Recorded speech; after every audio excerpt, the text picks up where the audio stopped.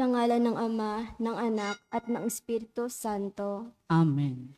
Reyna ng langit, magalak ka. Alleluia. Sapagkat ang minarapat mong dalhin sa iyang sinapupunan, Alleluia. Ay nabuhay na magmuli, na gaya na kanyang sinabi. Alleluia. Ipanalangin mo kami sa Diyos, Alleluia. Matuwa ka at magalak, o Birheng Maria. Alleluia. Sapagkat tunay na muling nabuhay ang Panginoon, Alleluia. Manalangin tayo.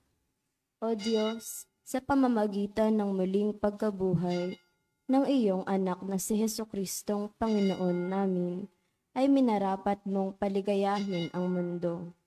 Hinihiling namin sa iyo na alang-alang sa Birheng Maria na kanyang ina ay makamtan namin ang kaligayahan sa buhay na walang hanggan, sa pamamagitan ni Jesucristong aming Panginoon. Amen. Sa ngalan ng Ama at ng Anak at ng Espiritu Santo. Amen.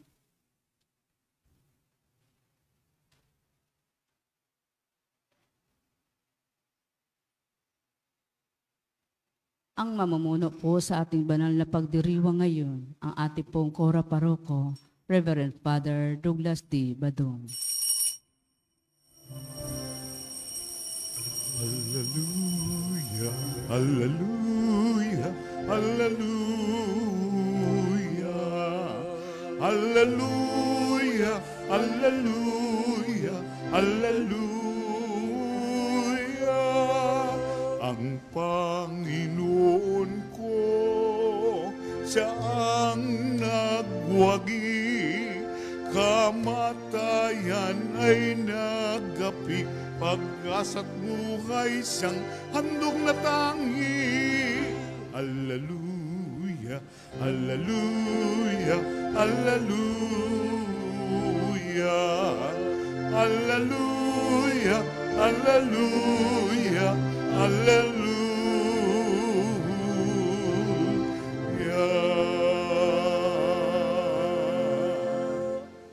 Sa ngalan ng Ama at ng Anak at ng Espiritu Santo. Amen. Ang pagpapala ng ating Panginoong Hesukristo, ang pag-ibig ng Diyos Ama, at ang pakikipagkaisa ng Espiritu Santo, naway sumainyong lahat. At sumaiyo rin. Mga kapatid, tinipon tayo bilang mga kaanib na angkan ng Diyos, kaya dumulog tayo sa maawaing Panginoong nagpapatawad ng lubos. Sinugong tagapagpagaling sa mga nagsisisi, Panginoon, kaawaan mo kami. Panginoon, kaawaan mo kami. Dumating na tagapag-anyayang mga makasalanay magsisi, Kristo, kaawaan mo kami. Kristo, kaawaan mo kami. Nakaluklok ka sa kanan ng Diyos Ama para ipamagitan kami. Panginoon, kaawaan mo kami. Panginoon, kaawaan mo kami. Kaawaan tayo ng makapangyarihang Diyos, patawarin tayo sa ating mga kasalanan at patnubayan tayo sa buhay na walang hanggan. Amen.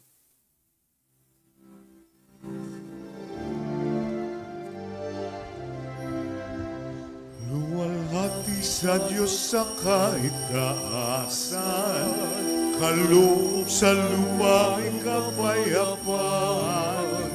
Pinupuri ka, ipinagdarangal, sinasamba ka dahil sa dakila mong kalwalhatian.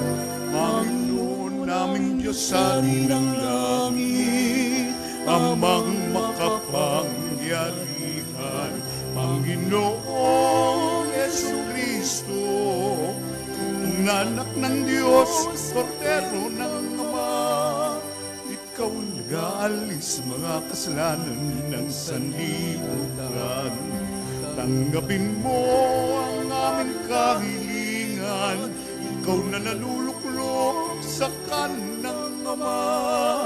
Maawa ka sa amin, ikaw lamang ang banal, Panginoong Jesucristo, kasama ng Espiritu, sa luwalhati ng Ama. Amen, Amen, Amen.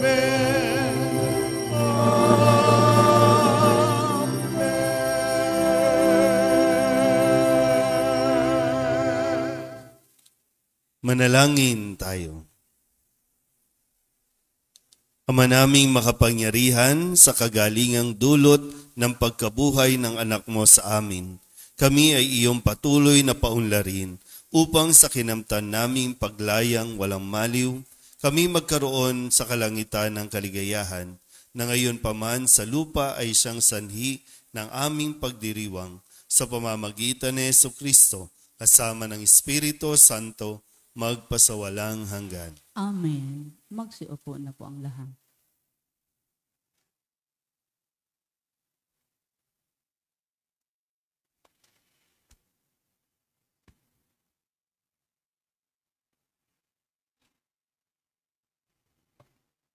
Pagbasa mula sa mga gawa ng mga apostol. Noong araw ng Pentecostes, sinabi ni Pedro sa mga Hudyo, "Dapat malaman ng buong Israel na itong si Jesus na ipinako ninyo sa krus, siya ang ginawang Diyos ng Panginoon at Kristo." Nabagabag ang kanilang kalooban nang marinig ito.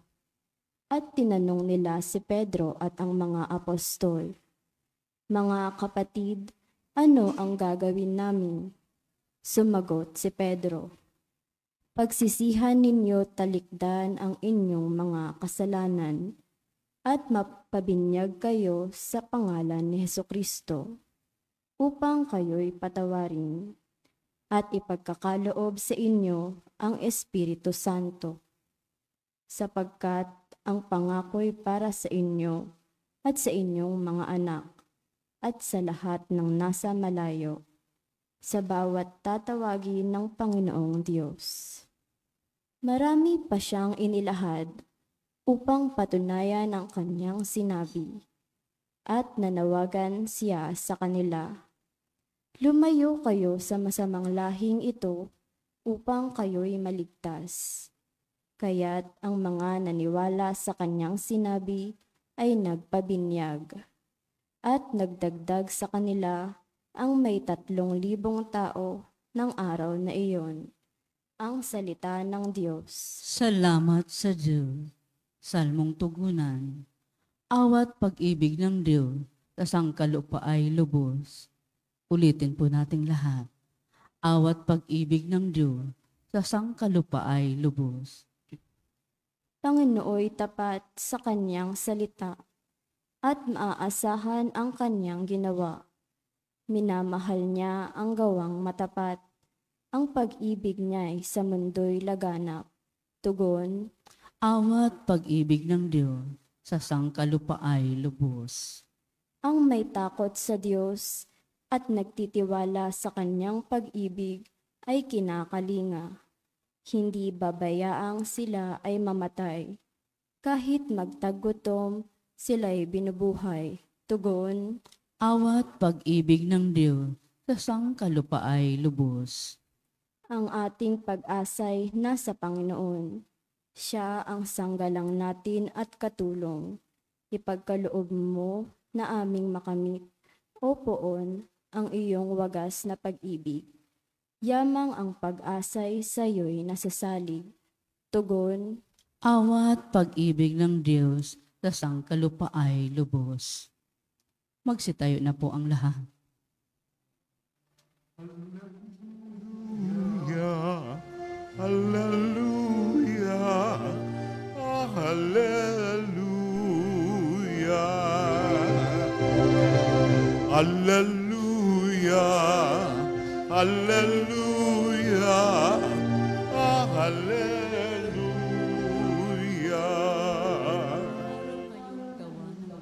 Magdiwang tayo ng lupon. Purihin ang manununod. Alleluia. Alleluia. Hallelujah, hallelujah, hallelujah. Sumainyo ang Panginoon. At sumaiyo rin. Ang mabuting balita ng Panginoon ayon kay San Juan. Papuri sa iyo, Panginoon. Noong panahong iyon, si Maria ay nakatayong umiiyak sa labas ng libingan. Yumuko siya at tumingin sa loob. May nakita siyang 2 anghel na nakaupo sa pinaglagyan ng bangkay ni Jesus. Ang isa'y sa gawing ulunan at ang isa namay sa paanan. Tinanong nila si Maria, "Ale, bakit kayo umiiyak?" Sumagot siya, "Kinuha po nila ang aking Panginoon at hindi ko alam kung saan dinala." Lumingon siya pagkasabi nito at nakita niya si Jesus na nakatayo roon. Ngunit hindi niya nakilalang si Jesus iyon. Tinanong siya ni Jesus, "Bakit ka umiiyak? Sino ang hinahanap mo?" Akala ni Maria siya ang tagapag-alaga ng halamanan, kaya't sinabi niya, "Ginoo, kung kayo po ang kumuha sa kanya, ituro ninyo sa akin kung saan ninyo dinala at kukunin ko." "Maria," ani Jesus. Umarap siya at kanyang sinabi, "Rabboni," ibig sabihin, Guro. "Huwag mo akong hawakan, sapagkat hindi pa ako nakapupunta sa Ama," wika ni Jesus. "Sa halip, pumunta ka sa aking mga kapatid at sabihin mong aakyat ako sa aking Ama na inyong Ama, sa aking Diyos at inyong Diyos." Kaya't si Maria Magdalena ay pumunta sa mga alagad at sinabi, "Nakita ko ang Panginoon," at tuloy sinabi sa kanila ang bilin ni Jesus. Ang mabuting balita ng Panginoon. Pinupuri ka namin, Panginoong Hesukristo. Isang mapagpalang umaga po sa inyong lahat. Happy Easter po. Ngayon ay Martes sa 8 araw na pagdiriwang ng Pasko ng Pagkabuhay.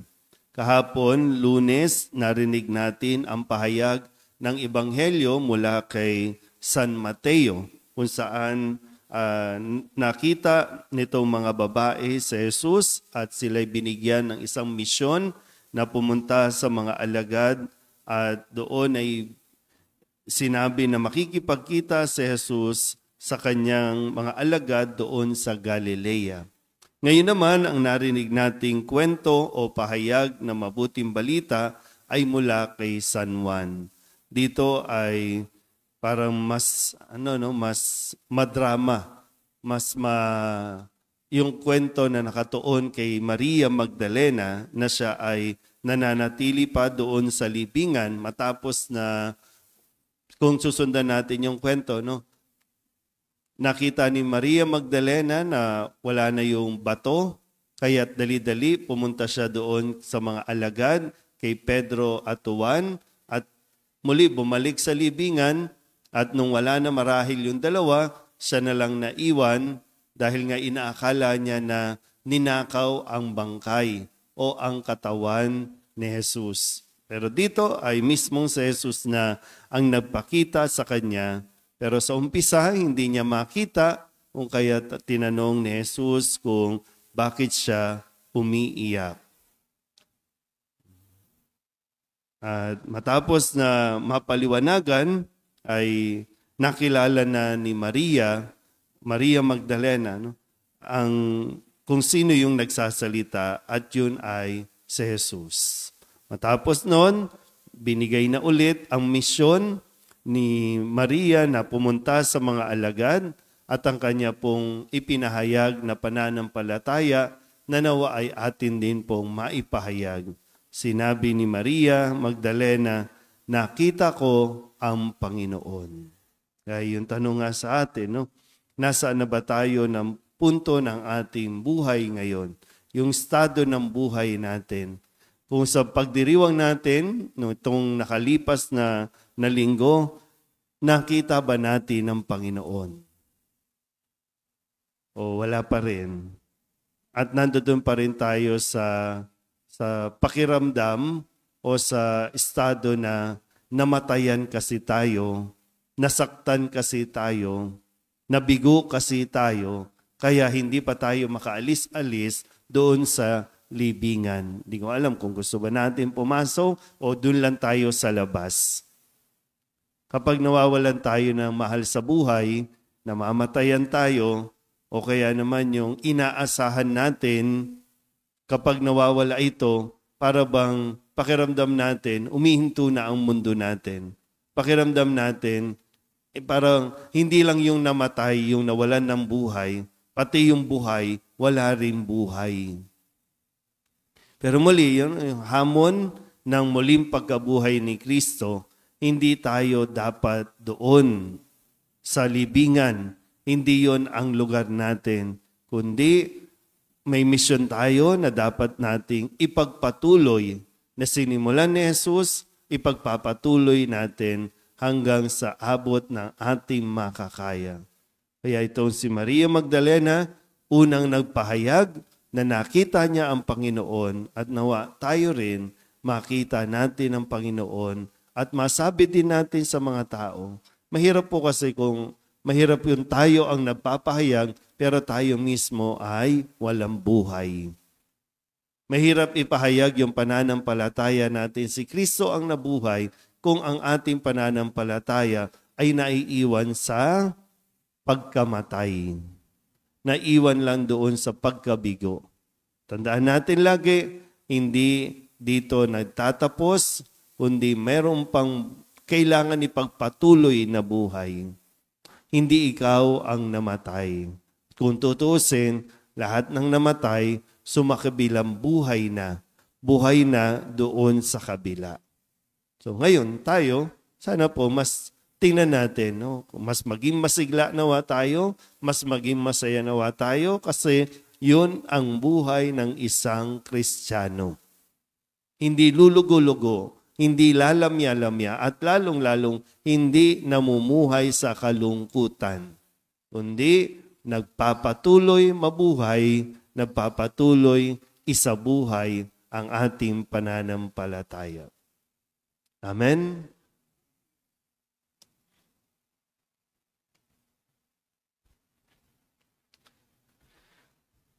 Sa pamamagitan ng Ebanghelyo, nagpapahayag sa atin si Kristo sa kanyang mga makapangyarihang salitang walang hanggan at mga gawang makapagpapagaling.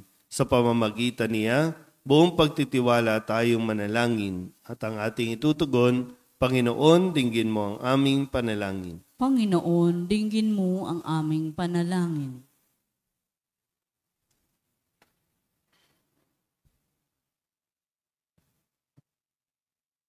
Ang simbahan naway patuloy na magturo ng katotohanan ni Kristo at labanan ang mga kasamaan ng ating panahon. Manalangin tayo sa Panginoon. Panginoon, dinggin mo ang aming panalangin. Ang mga namumuno sa mundo naway magtaguyod ng pagiging matuwid sa kanilang mga pamahalaan at maging masigasig sa pagsugpo ng kasamaan sa mga pamayanang pinangakuan nilang paglingkuran. Manalangin tayo sa Panginoon. Panginoon, dinggin mo ang aming panalangin. Tayong lahat na natitipon dito, naway manatiling tapat sa ating mga pangako sa binyag. Manalangin tayo sa Panginoon. Panginoon, dinggin mo ang aming panalangin. Ang mga may sakit, naway magkaroon ng kagalingan sa panghihina ng kanilang katawan at kaluluwa. Manalangin tayo sa Panginoon. Panginoon, dinggin mo ang aming panalangin. Ang mga yumao, naway makabahagi sa maluwalhating muling pagkabuhay ni Kristo. Manalangin tayo sa Panginoon. Panginoon, dinggin mo ang aming panalangin. Idulog din natin sa Panginoon ang ating mga personal na kahilingan at mga panalangin para sa ating mga pamilya. Kasama ang mga kahilingan ng mga nanonood sa online. Lahat ng mga misang pasasalamat, espesyal na intensyon, mga agarang paggaling ng mga may sakit, at ang lahat ng mga kaluluwa na inihiling na ipagdasal sa misang ito.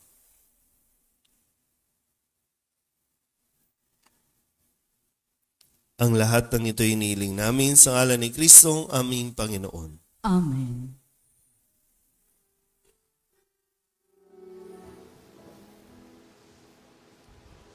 Tubig ng buhay.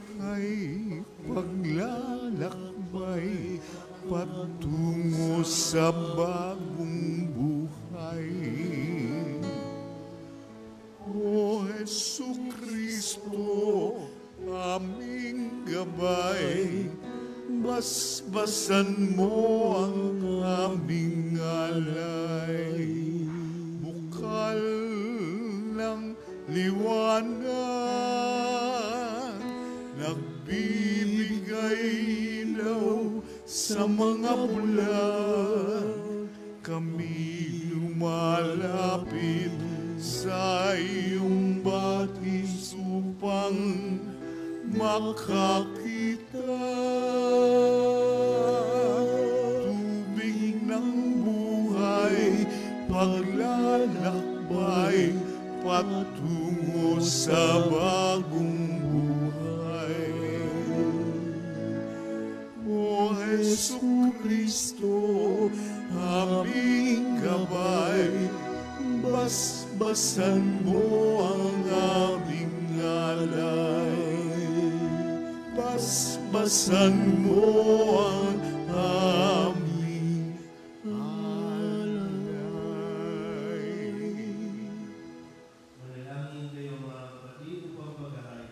Ng Diyos samang makapangyarihan. Tanggapin nawa ng Panginoon itong paghahain sa iyong mga kamay, sa kapurihan niya at karangalan sa ating kapakinabangan, at sa buong sambayanan niyang banal. Ama naming lumikha, tanggapin mo at kalugdan ng mga alay ng iyong angkan upang sa tulong ng iyong paglingap at pagsubaybay, ang bigay mo sa aming puhunan ay hindi masayang, kundi tumubo pa ng mga kaloob mong walang katapusan sa pamamagitan ni Jesucristo kasama ng Espiritu Santo magpasawalang hanggan. Amen. Sumainyo ang Panginoon. At sumaiyo rin. Itaas sa Diyos ang inyong puso at diwa. Itinaas na namin sa Panginoon. Pasalamatan natin ang Panginoong ating Diyos. Marapat na siya ay pasalamatan. Ama naming makapangyarihan, tunay ngang marapat na ikaw ay aming pasalamatan, lalo ngayong ipinagdiriwang ang paghahain ng Mesiyas, ang maamong tupa na tumubos sa aming lahat. Ang iyong anak na minamahal ay naghain ng sarili niyang buhay. Siya ang tupang maamong umako sa kaparusahan upang mapatawad ang kasalanan ng sanlibutan. Sa pagkamatay niya sa banal na krus, ang kamatayan namin ay kanyang nilupig. Sa pagkabuhay niya bilang manunubos, pag-asa at pagkabuhay ay aming nakamit. Kaya kaysa ng mga anghel na nagsisiawin ng papuri sa iyo, na walang humpay sa kalangitan, kami nagbubunyi sa iyong kadakilaan.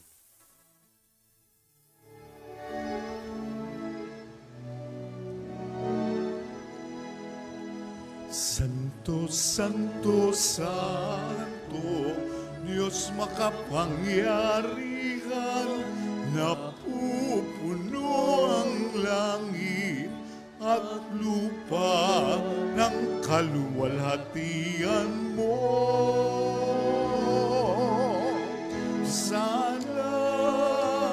Hosana sa kaitaasan, pinagpalang na paririto sa ngalan ng Panginoon.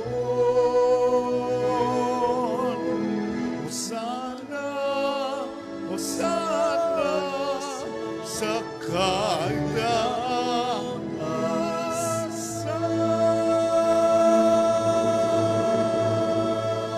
Magsiluhod po ang lahat.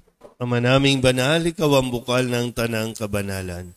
Kaya't sa pamamagitan ng iyong Espiritu, gawin mong banal ang kaloob na ito upang para sa aming maging katawan at dugo ng aming Panginoong Hesu Kristo.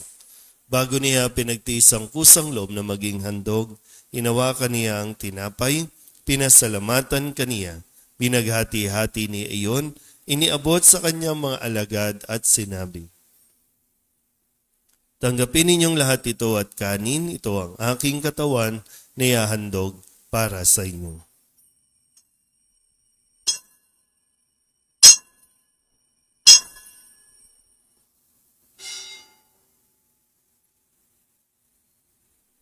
Gayun din naman nang matapos ang hapunan, hinawakan niya ang kalis, muli kaniyang pinasalamatan. Iniabot niya ang kalis sa kanyang mga alagad at sinabi, Tanggapin ninyong lahat ito at inumin. Ito ang kalis ng aking dugo, ng bago at walang hanggang tipan. Ang aking dugo na ibubuhos para sa inyo at para sa lahat sa kapagpapatawad ng mga kasalanan. Gawin ninyo ito sa pag-alaala sa akin.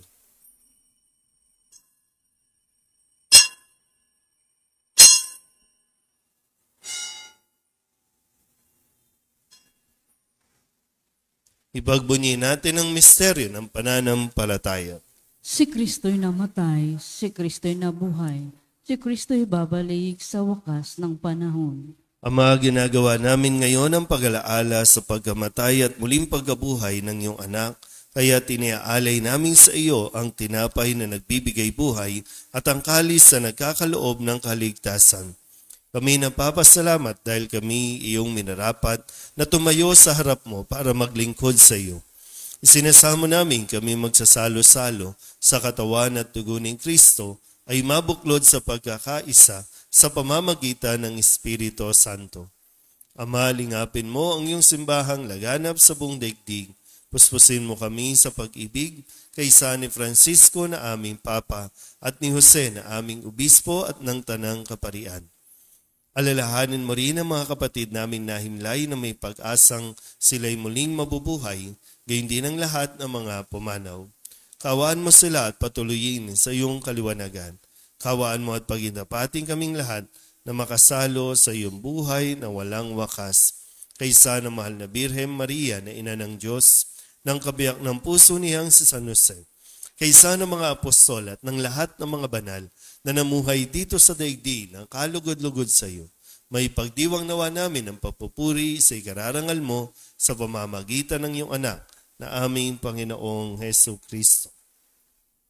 Sa pamamagitan ni Kristo, kasama niya sa Kanya, ang lahat ng parangal at papuri ay sa iyo, Diyos amang makapangyarihan, kasama ng Espiritu Santo, magpasawalang hanggan.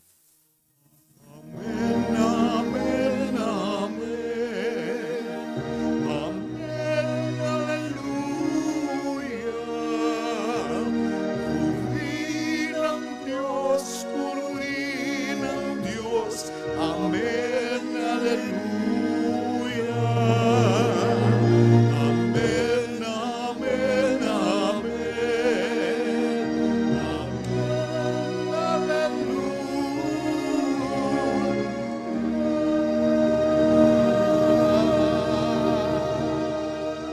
Sa tagubili ng mga nakagagaling na utos at turo ni Jesus sa Panginoon natin at Diyos, ipahayag natin ng lakas loob.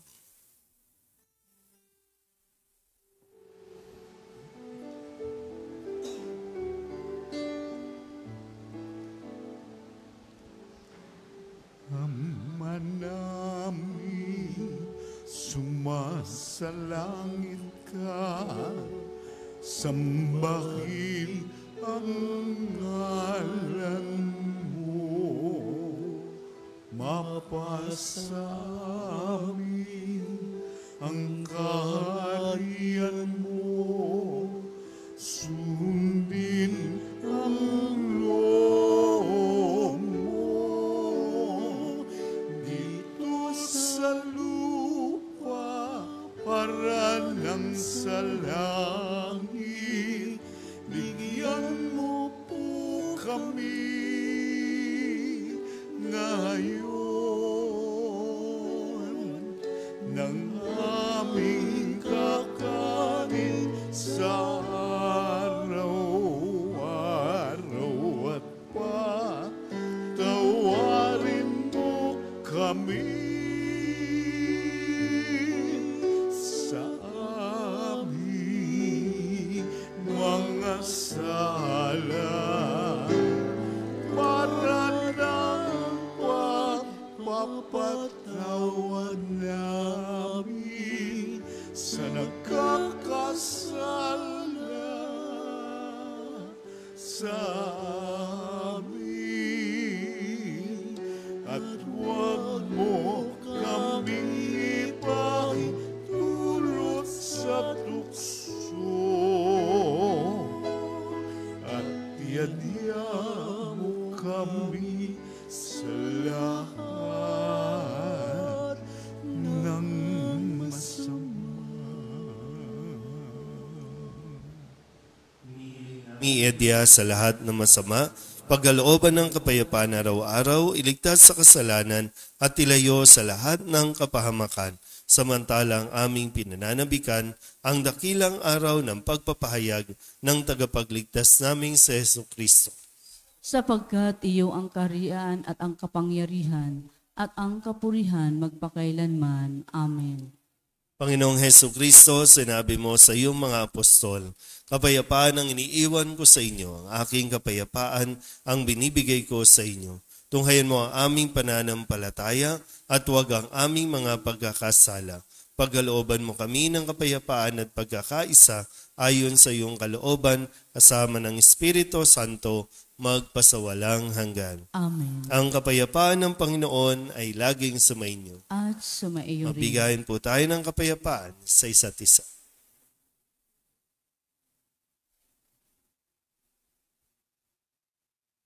Kordero ng Diyos na nag-aalis ng mga kasalanan ng sanlibutan, maawa ka sa amin. Kordero ng Diyos na nag-aalis ng mga kasalanan ng sanlibutan, maawa ka sa amin. Kordero ng Diyos na nag-aalis ng mga kasalanan ng sanlibutan, ipagkaloob mo sa amin ang kapayapaan. Magsiluhod po ang lahat. Ito ang kordero ng Diyos. Ito ang nag-aalis ng kasalanan ng sanlibutan. Mapalad ang mga inaanyayahan sa kanyang piging. Panginoon, hindi ako karapat-dapat na magpatuloy sa iyo. Ngunit sa isang salita mo lamang ay gagaling na ako. Katawan ni Kristo. Amen.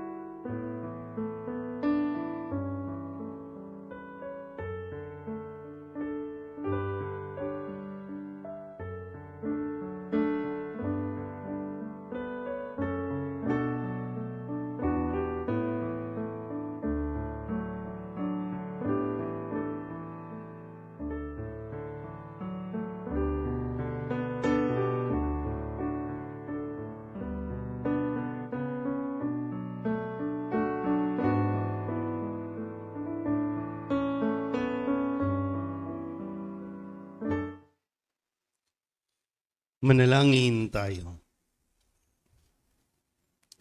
Ama naming mapagmahal, pakinggan mo kami upang maging handa ang aming kalooban para pakinabangan ng ligayang walang katapusan na iyong inilaan sa mga niloob mong mabinyagan sa pamamagitan ni Jesucristo kasama ng Espiritu Santo magpasawalang hanggan. Amen. Sumainyo ang Panginoon. At sumaiyo rin. At pagpalain kayo ng makapangyarihang Diyos, Ama at Anak, at Espiritu Santo. Amen. Tapos sa banal na misa, humayo tayo sa kapayapaan ni Kristo. Salamat sa Diyos. Alleluia, alleluia.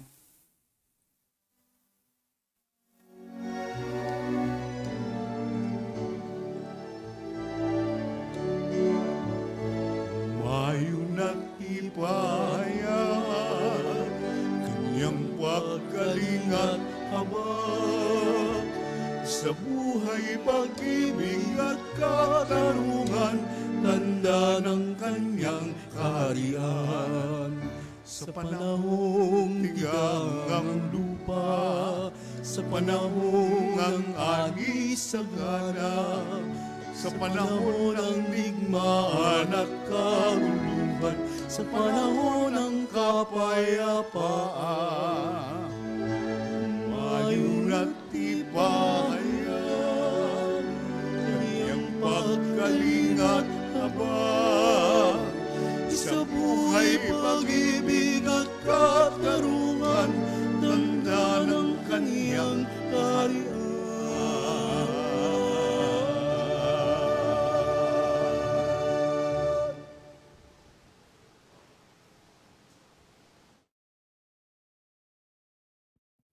Dasalin po natin Santo Rosario. Sa ngalan ng Ama, ng Anak, ng Espiritu Santo. Amen.